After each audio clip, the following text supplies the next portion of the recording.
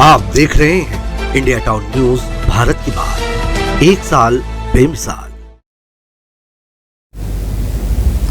नमस्कार, India town news के bulletin खबर बस्तर में आप सभी का स्वागत है। मैं हूं आपके साथ सिमरन कौर। चलिए खबरों की शुरुआत करने से पहले नजर डालते हैं आज की हेडलाइंस पर। छत्तीसगढ़ हाईकोर्ट का ध्वनि प्रदूषण पर सख्त रुख, डीजे लाउडस्पीकर संचालकों की हुई बैठक, साउंड सिस्टम लगाकर डीजे बजाना पूरी तरह से प्रतिबंधित। फरसगांव नगर पंचायत के सभा कक्ष में हुई बैठक, स्वच्छता ही सेवा को लेकर हुई बैठक, अभियान को सफल बनाने के लिए किया आश्वासन। तेज बारिश से बहा ग्राम हुच्चाकोट के पुल का अप्रोच, 4 दिन बाद भी सुध लेने नहीं पहुंचे जिम्मेदार, ग्रामीण इलाकों में देखा गया तबाही का मंजर। कांग्रेस कमेटी प्रेस वार्ता में भाजपा सरकार पर लगाए गए आरोप, पुलिस ने सरपंच को जेल भेजा, बसाओ और जेल में डालो की संयंत्र वाली भाजपा की नीति। आपराधिक तत्वों के विरुद्ध लगातार कार्रवाई जारी, सटोरिया के खिलाफ बस्तर पुलिस को मिली बड़ी सफलता, आरोपी से नकद रकम की गई जब्त। मरकाटोला धान खरीदी केंद्र से हैरान करने वाला मामला आया सामने, लैंप्स प्रभारी की मनमर्जी आई सामने, 4 ऑपरेटर की सेवा समाप्ति के दिए आदेश। नगर निगम में भिड़े कांग्रेस बीजेपी के पार्षद, जगदलपुर सभा में जमकर हुई धक्का मुक्की, कांग्रेस छोड़कर भाजपा में शामिल हुए पार्षद को कहा गद्दार। मानवता के लिए मिसाल बने सीआरपीएफ के जवान, 3 किलोमीटर तक पैदल चले जवान, फिर एम्बुलेंस तक पहुंचाया, महिला की जान बचाई। कांकेर में घर में घुसा 15 फीट लंबा अजगर, घर वालों में मचा हड़कंप, मुर्गियों को बनाया अपना निवाला।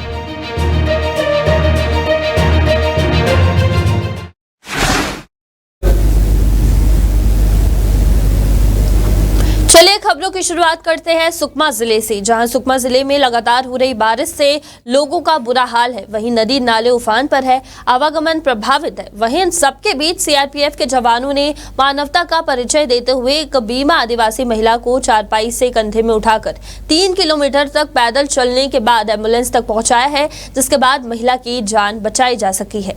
मामला सुकमा जिले के नक्सल प्रभावित पेटापाड़ गांव का है, जहां एक गंभीर महिला को इलाज के लिए सुकमा जिला मुख्यालय लाया गया था। वहीं लेकिन रास्ता खराब होने और नाला लबालब होने की वजह से एम्बुलेंस गांव तक नहीं पहुंच पाई, जिस वजह से ग्रामीण बीमार महिला को चारपाई की मदद से लाने का प्रयास कर रहे थे। इस दौरान सर्चिंग ऑपरेशन पर निकले सीआरपीएफ के 50वीं बटालियन के जवानों ने इन ग्रामीणों से जानकारी ली और जवानों ने अपने कंधे में लाद कर 3 किलोमीटर तक पैदल एम्बुलेंस तक सफर तय किया और एम्बुलेंस के जरिए बीमार महिला को सुकमा जिला अस्पताल ला जाया सका। महिला की जान बचाई जा सकी है। इसके लिए ग्रामीणों ने सीआरपीएफ के जवानों का आभार व्यक्त किया है।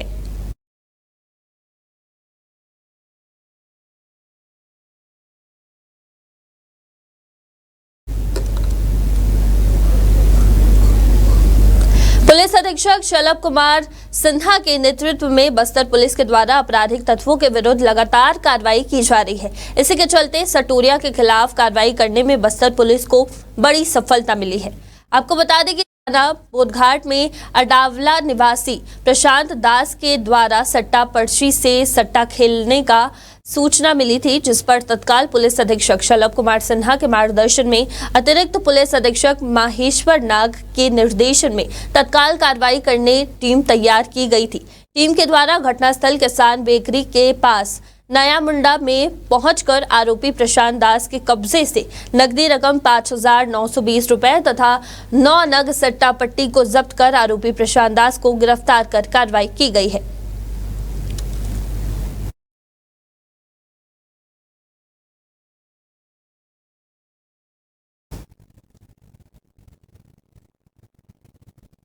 अगली खबर जगदलपुर से है, जहां नगर निगम में आज सामान्य सभा की बैठक में कांग्रेस और भाजपा के पार्षदों के बीच जमकर धक्का मुक्की हुई। कांग्रेस पार्षद विक्रम डांगी और भाजपा पार्षद संजय पांडे ने एक दूसरे का कॉलर पकड़ लिया। हालांकि सभा में मौजूद अन्य पार्षदों ने बीच बचाव किया, जिसके बाद सभा को 1 घंटे के लिए स्थगित कर दिया गया था। दरअसल सामान्य सभा की बैठक के दौरान कांग्रेस पार्षद विक्रम डांगी ने हाल ही में कांग्रेस छोड़कर भाजपा में शामिल हुए पार्षद यशवर्धन को गद्दार कहा। यही से विवाद शुरू हुआ था। पहले यशवर्धन और डांगी के बीच जमकर तू-तू मैं-मैं हुई, जिसके बाद भाजपा पार्षद संजय पांडे भी बीच में आ गए। विवाद इतना अधिक बढ़ गया कि संजय पांडे और विक्रम डांगी ने एक दूसरे का कॉलर पकड़ लिया था। इनके बीच जमकर धक्का मुक्की हुई, जिसमें बाद वहां पे मौजूद लोगों ने दोनों को छुड़वाया। वहीं सभापति ने सभा को 1 घंटे के लिए स्थगित करवा दिया था।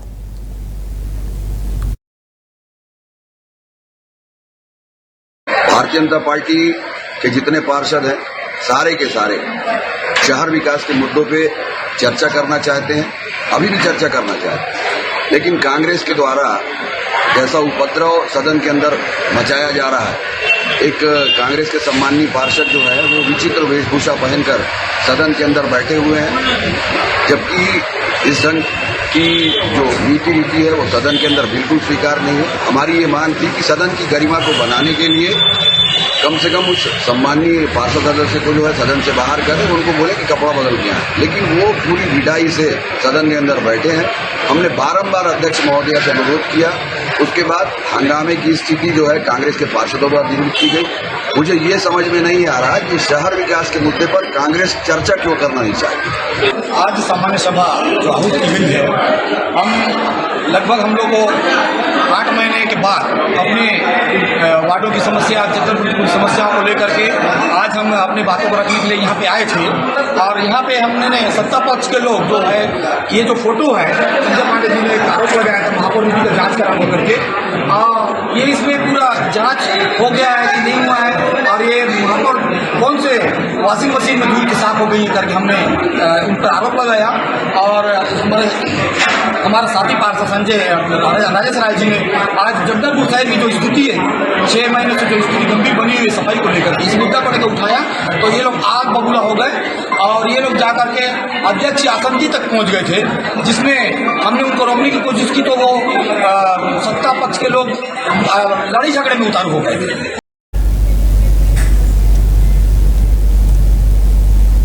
खबर कांकेर से है, जहां 15 फीट लंबा अजगर घर में घुस गया था। घर में रखे मुर्गियों को अजगर ने अपना निवाला बनाया। वहीं अजगर को देख घर वालों में हड़कंप मच गया था। इसके बाद घर वालों ने ही अजगर को पकड़कर जंगल में छोड़ा है। कांकेर शहर के उदयनगर में एक 15 फीट लंबा अजगर अचानक एक घर में घुस गया, जिससे घर वालों में हड़कंप मच गया। अजगर ने घर में रखी मुर्गियों को अपना निवाला बना लिया। घटना के बाद परिवार के सदस्यों ने साहस दिखाते हुए खुद अजगर को पकड़कर जंगल में छोड़ दिया। यह मामला कांकेर नगर के उदयनगर का है, जहां इस तरह की घटना से सभी लोग चौंक गए हैं।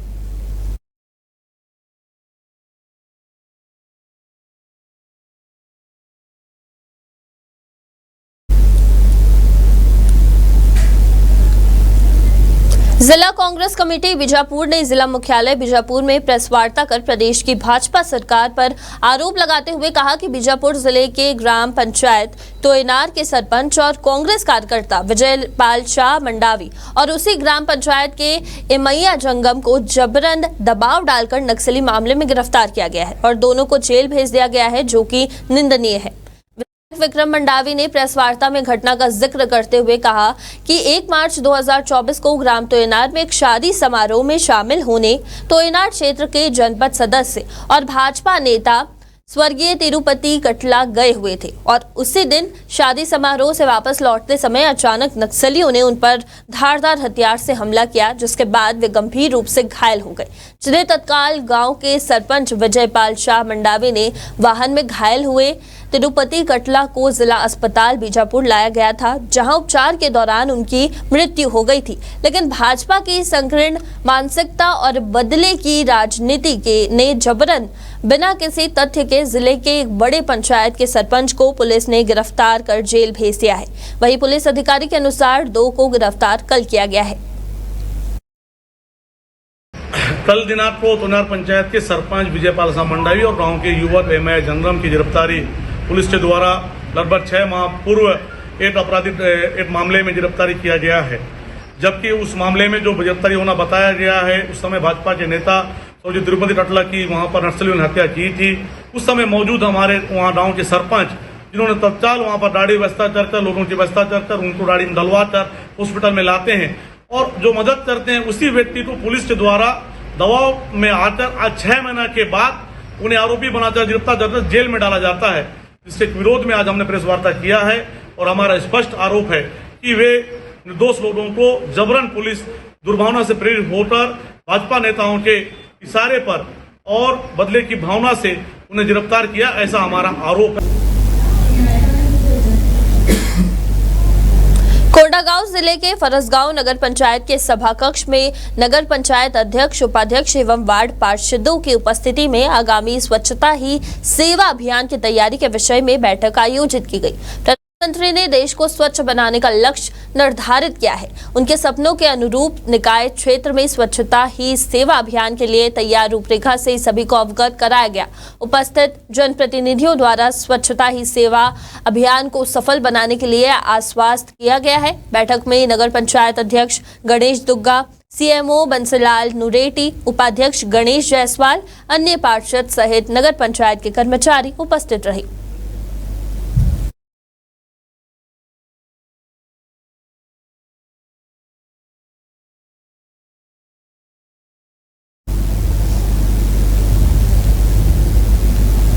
इसी के साथ वक्त हो चुका है एक छोटे से ब्रेक का। खबरें और भी है, बने रहिए इंडिया टाउन न्यूज के साथ।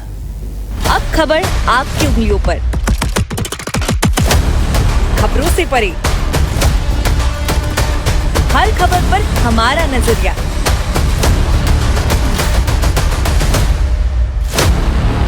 इंडिया टाउन न्यूज, भारत की बात।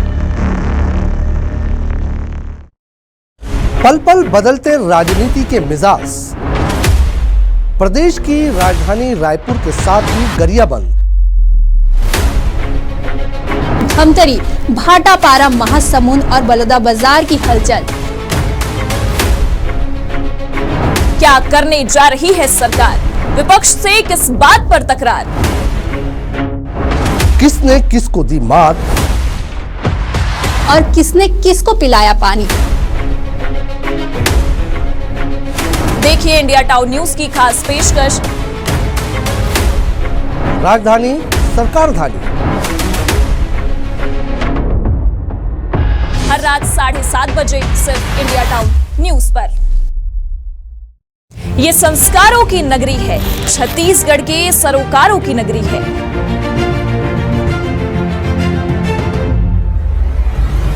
ये नगरी है रियासत की, ये नगरी है सियासत की।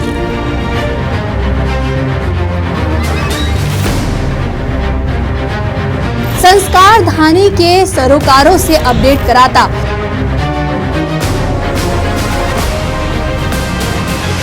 इंडिया टाउन न्यूज का खास ब्यूरो।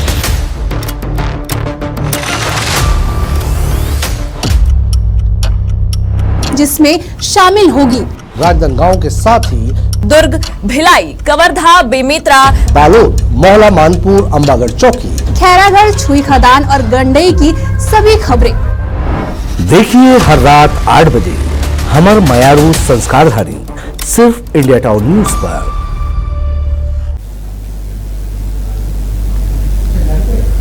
ब्रेक के बाद आप सभी का स्वागत है। बढ़ते हैं अगली खबर की ओर। मामला बीते दिनांक 9 सितंबर का है, जब आसमान से बरसा पानी नारायणपुर जिले वासियों के लिए आफत साबित हो गया। बिना रुके 24 घंटों तक बरसे पानी से नारायणपुर क्षेत्र के ग्रामीण इलाकों में तबाही का मंजर देखने को मिला। इस आफत वाली बारिश की भेंट चढ़ने से नारायणपुर के कई जिले हिस्से में पुल और पुलिया बुरी तरह से क्षतिग्रस्त हो गए हैं। कुछ इसी प्रकार का मामला नारायणपुर के ग्राम हुच्चाकोट से सामने आया है, जो भरंडा पंचायत का आश्रित ग्राम है। हुच्चाकोट को ग्राम पंचायत भरंडा से जोड़ने वाला एकमात्र पुल बारिश की भेंट चढ़ने से अपने निर्माण के कुछ वर्षों के अंदर ही क्षतिग्रस्त हो चुका है। पुल क्षतिग्रस्त होने से हुच्चाकोट ग्राम का सीधा संपर्क जिला मुख्यालय से पूरी तरह से बाधित हो गया है। ग्रामीणों को अपने रोजमर्रा के सामग्री एवं राशन सामग्री सहित बीमार मरीजों को अस्पताल पहुंचाने में दिक्कतों का सामना करना पड़ रहा है। समस्याओं को देखते हुए ग्रामीणों ने नदी में बह रहे अप्रोच मार्ग पर लकड़ी से निर्मित जुगाड़ वाले पुल का इंतजाम किया है, जो थोड़ी राहत देता नजर आ रहा है। लेकिन लकड़ी के बने पुल पर आवागमन कर ग्रामीण अपनी जान को जोखिम में डाल रहे हैं।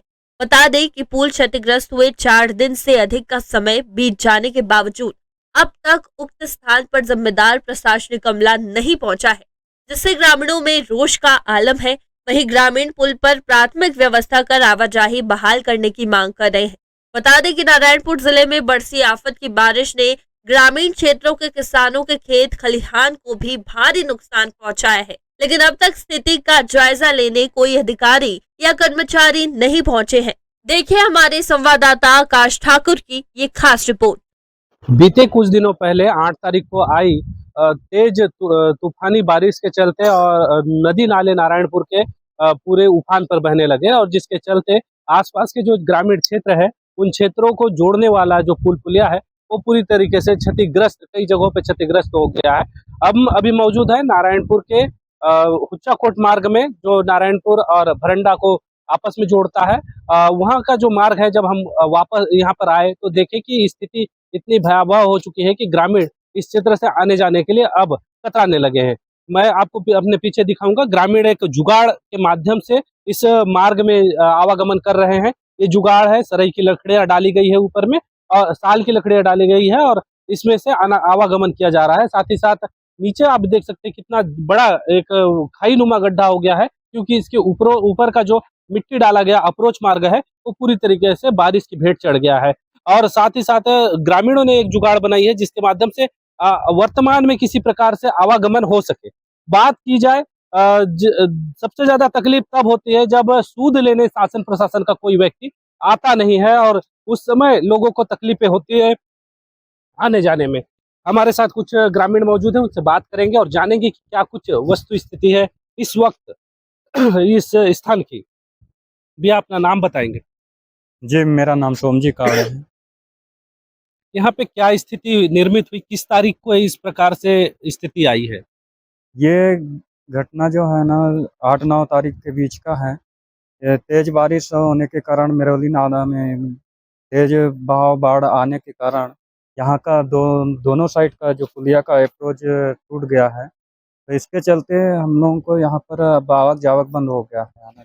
आवक जावक से जैसे बात करें, आप लोगों को सोसाइटी के लिए जाना होता है क्योंकि गांव में तो सोसाइटी है नहीं।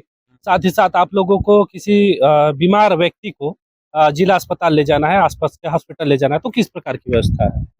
यहाँ पर देखिए, बीमार व्यक्ति को ले जाना है तो हम लोग को एकदम यहाँ पर नौकी बराबर रास्ता है। हम लोग ले जाने में एकदम ज़्यादा दिक्कत ही हो रही है। यहाँ ये राशन के सामान जो है उसके लिए भी यहाँ से लाना ले जाना एकदम ज़्यादा परेशानी है।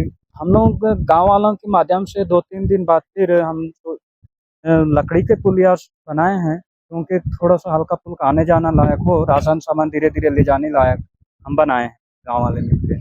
तो अभी जिस प्रकार की स्थिति है उसमें कोई अधिकारी कर्मचारी कोई आया है क्या? क्या किसी प्रकार से ग्राम पंचायत से व्यवस्था की गई है क्या? किसी प्रकार की? अभी तक तो शासन प्रशासन या कोई अधिकारी यहाँ तक नहीं पहुँचे हैं। और सूद नहीं ली जा रही है यहाँ पर? यहाँ पर कहने का मतलब वही है, अभी तक शासन प्रशासन नहीं पहुँच रहे हैं। मतलब यहाँ का जो इतना बड़ा घटनाएं हुई है इसको मतलब शासन प्रशासन को कोई तराकी नहीं है।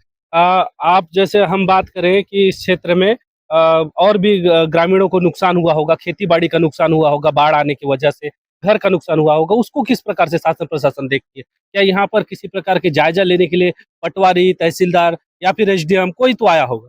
यहाँ पर देखिए, जब से तेज बहाव बाढ़ आने के बाद यहाँ जैसे किसी का खेत का मेड़ या किसी का फसल नुकसान हुआ है, उस संबंध से भी यहाँ पर ना कोई पटवारी आए हैं, ना तहसीलदार आए हैं, ना कोई शासन प्रशासन के कोई आदमी यहाँ तक नहीं पहुँचे हैं अभी तक। तो आप लोग क्या चाहते हैं, अभी क्या स्थिति होनी चाहिए? क्या हम लोगों का कहना यही है कि हम लोगों को जैसे कि अब व्यक्तिगत जो परेशानी हो, चाहे पूरा गांव का परेशानी हो, हम शासन प्रशासन का से वही गुहार करते हैं कि हमारा जो परेशानी को आकर के थोड़ा सा निरीक्षण करे और हमारा जो परेशानी को थोड़ा हल करने का कष्ट करेंगे। अभी वर्तमान में जो स्थिति देख रहे हैं इसमें किस प्रकार की व्यवस्था होनी चाहिए, अभी क्या प्राथमिक व्यवस्था में क्या होनी चाहिए? हमारा जो यहाँ पर सोच है, ये जो आने जाने लायक पंचायत के माध्यम से हो चाहे जिला के माध्यम से हो, यहाँ पर आने जाने लायक हमारा जो रास्ता है, वो जो दोनों साइड का क्रॉस जो टूटा है उसको हमको कम से कम जोड़ दे, ताकि 4 चक्का पहिया, इमरजेंसी गाड़ी और राशन सामान आने जाने लायक हो। कितने परिवार को नुकसान हो रहा होगा? यहाँ पर लगभग 3 से 250 परिवार को यहाँ पर नुकसान हुआ है। 3-4 गांव यहाँ से जुड़ते हैं आगे। जिस प्रकार से लगातार जो अब नारायणपुर के ग्रामीण क्षेत्रों में बाढ़ ने हाहाकार मचाया, उसके बाद शासन प्रशासन के जो नुमाइंदे हैं उनका नहीं पहुंचना कहीं ना कहीं संवेदनहीनता दिखाता है और लोगों को कहीं ना कहीं हतोत्साहित करता है। लोग काफी आक्रोशित हैं, लगातार मांग कर रहे हैं कि उनके क्षेत्र में अधिकारी आए और इसकी जांच करें, साथ ही साथ पुलिया की भी जांच हो, क्योंकि यह पुलिया केवल 2017-18 में निर्मित किया गया था और चंद सालों में यह पुलिया बारिश की भेंट चढ़ जाना एक प्रकार से गहन सवाल खड़े करता है खुद अपने आप में। उसके बावजूद ग्रामीण चाहते हैं प्राथमिक व्यवस्था तैयार हो जिससे ग्रामीण आवागमन कर सके। अब देखने वाली बात होगी कि कब तक के अधिकारी सूद लेते हैं और जानकारी स्पष्ट हो पाती है उन तक के, और जो ग्रामीण है उनको इसका लाभ मिल पाता है। इंडिया टाउन के लिए आकाश सिंह ठाकुर, नारायणपुर। छत्तीसगढ़ सरकार ने ध्वनि प्रदूषण के खिलाफ सख्त रुख अपनाते हुए राज्य भर में डीजे पर प्रतिबंध लगा दिया है। उच्च न्यायालय के आदेशों के अनुपालन में जारी एक अधिसूचना के अनुसार वाहनों पर साउंड सिस्टम लगाकर डीजे बजाना पूरी तरह से प्रतिबंधित होगा। वहीं इस मामले को लेकर कोंडागांव डीजे संचालकों में रोष है, जिसे लेकर कोंडागांव सिटी कोतवाली में एसडीओपी रुपेश कुमार की उपस्थिति में आवश्यक बैठक आयोजित की गई। बैठक में एसडीओपी रुपेश कुमार ने कोंडागांव डीजे संचालकों को सरकार के निर्देश का पालन करने की सख्त हिदायत दी है। बताया जा रहा है कि कोर्ट ने स्कूल, कॉलेज, अस्पताल, कोर्ट ऑफिस से 100 मीटर की दूरी पर लाउडस्पीकर बजवाने पर पूरी तरह से प्रतिबंध लगा दिया है। यदि कोई व्यक्ति कोर्ट के आदेश का पालन नहीं करता है तो उसके खिलाफ कार्रवाई की जाएगी।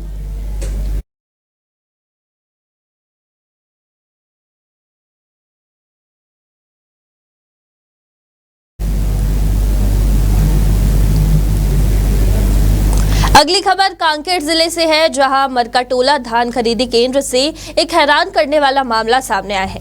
लैंप्स प्रभारी ने मनमर्जी करते हुए 4 ऑपरेटर की सेवा समाप्ति का आदेश जारी कर दिया है। नियम के अनुसार प्रभारी को किसी की सेवा समाप्ति का अधिकार नहीं होता है। इसकी पुष्टि स्वयं विभाग के अधिकारी ने की है। मरकाटोला धान खरीदी केंद्र में 4 ऑपरेटर जुगेश सोनवंशी, पूनमचंद सोनवानी, हरबंस जैन और सना अली सभी संविदा ऑपरेटर के पद पर 12 से 15 सालों से कार्यरत थे। लैंप्स प्रभारी संतोष राजपूत के द्वारा 31 अगस्त को 12 माह का कार्यकाल पूर्ण होने की स्थिति में सेवा समाप्ति का आदेश जारी कर दिया गया। लैंप्स प्रभारी ने तर्क दिया कि चारों ने पुनः नौकरी के लिए आवेदन नहीं किया था। वहीं ऑपरेटरों का आरोप है कि 17 साल की नौकरी में हर साल 12 माह पूर्ण होते ही उनकी पूर्ण नियुक्ति कर दी जाती थी। पहली बार उन्हें विभाग में आवेदन करने को कहा गया था। ऑपरेटर का आरोप है कि लैंप्स प्रभारी ने जानबूझकर उन्हें परेशान करने के लिए इस तरह की हरकत की जा रही है और उन्हें सेवा समाप्ति करने का अधिकार नहीं होने के बाद भी उन्होंने आदेश जारी कर दिया है। हमारे कांकेर जिले में लैंप्स मरकाटोला में 4 ऑपरेटरों को सेवा समाप्ति का लेटर मैनेजर के द्वारा निकाला गया है, जो पूर्ण तरह से गलत है। जो भर्ती जो हमारा 12 महीने का हुआ है उसमें मैनेजर को ऐसा कोई अधिकार नहीं है कि हम लोगों को निकालें। ना ही हमारे ऑपरेटर साथियों जो धान खरीदी समर्थन मूल्य के ऑपरेटर हैं उनके रहने से समिति को कोई अतिरिक्त भार भी नहीं पड़ता और ऐसा मैनेजर को कोई अधिकार नहीं है कि हम सभी को निकालें। हमको छत्तीसगढ़ शासन के द्वारा धान खरीदी में ऑपरेटर के पद पर नियुक्त किया जाता है और मैं 2007 से इस कार्य पे हूँ। तो अभी 30/8/2024 को मेरे लैंप्स प्रबंधक श्री संतोष सिंह राजपूत के द्वारा व्हाट्सएप के माध्यम से मुझे आदेश दिया गया कि आपकी सेवा समाप्ति 31/8/2024 से की जाती है करके। तो मैं उनके इस आदेश को अमान्य कर चुकी हूँ कि शासन के धान खरीदी नीति में हमारा नियोजन किया गया है 12 माह के लिए और 12 माह हो गया है, तो हमको पुनः नियुक्ति के लिए आवेदन देने की कोई आवश्यकता नहीं है और आपका अधिकार नहीं है ऐसा कोई आदेश देने का। वहीं इस मामले में प्रभारी उपायुक्त सहकारिता SL दुग्गा का कहना है कि प्रभारी को किसी की सेवा समाप्ति का अधिकार नहीं है। वह समिति की बैठक में प्रस्ताव रखकर सभी की सहमति से फैसला ले सकता है, लेकिन वर्तमान में समिति भंग है। ऐसे में उन्होंने आदेश कैसे निकाला, इसकी जांच की जा रही है। मरकाटोला लैंप्स में 4 डाटा एंट्री ऑपरेटरों को हटाया गया है। वो जांच के लिए मैं आदेशित कर दिया हूं। जांच रिपोर्ट आने के बाद ही कार्रवाई किया जा सकता है। लैंप्स के प्रभारी अधिकारी को हटाने का अधिकार तो नहीं है, जो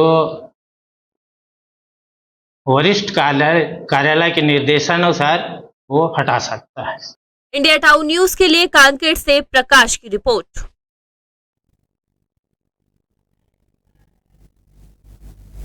इसी के साथ हमारे इस खास बुलेटिन खबर बस्तर में फिलहाल इतना ही। बने रहिए इंडिया टाउन न्यूज के साथ और मुझे दीजिए इजाजत। नमस्कार।